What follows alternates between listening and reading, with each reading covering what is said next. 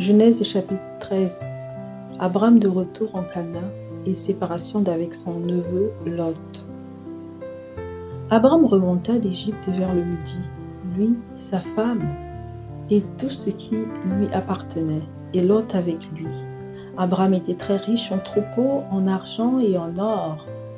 Il dirigea ses marches du midi jusqu'à Béthel, jusqu'au lieu où était sa tente, au commencement entre Béthel et Haï, au lieu où était l'autel qu'il avait fait précédemment. Et là, Abraham invoqua le nom de l'Éternel. Lot, qui voyageait avec Abraham, avait aussi des brebis, des bœufs et des tentes. Et la contrée était insuffisante pour qu'ils demeurassent ensemble, car leurs biens étaient si considérables qu'ils ne pouvaient demeurer ensemble.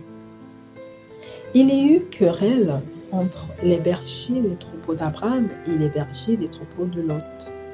Les Cananéens et les Phérésiens habitaient alors dans le pays.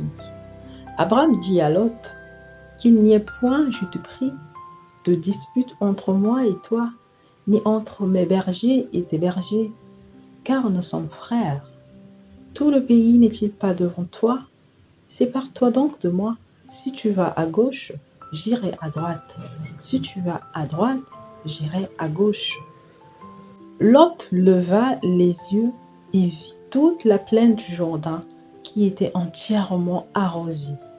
Avant que l'Éternel eût détruit Sodome et Gomorrhe, c'était jusqu'à Tsoar, comme un jardin de l'Éternel, comme le pays d'Égypte.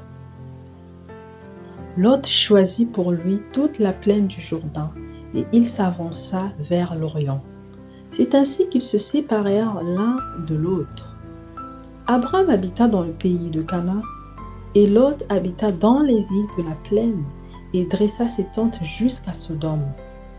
Les gens de Sodome étaient méchants et de grands pécheurs contre l'Éternel. L'Éternel dit à Abraham, après que Lot se fut séparé de lui, « Lève les yeux et, du lieu où tu es, regarde vers le nord et le midi, vers l'Orient et l'Occident. Car tout le pays que tu vois, je le donnerai à toi et à ta postérité pour toujours. Je rendrai ta postérité comme la poussière de la terre, en sorte que, si quelqu'un peut compter la poussière de la terre, ta postérité aussi sera comptée. Lève-toi, parcours le pays dans sa longueur et dans sa largeur, car je te le donnerai. » Abraham leva ses tentes et vint habiter parmi les chênes de Mamré, qui sont près d'Hébron, et il bâtit là un autel à l'Éternel. Amen.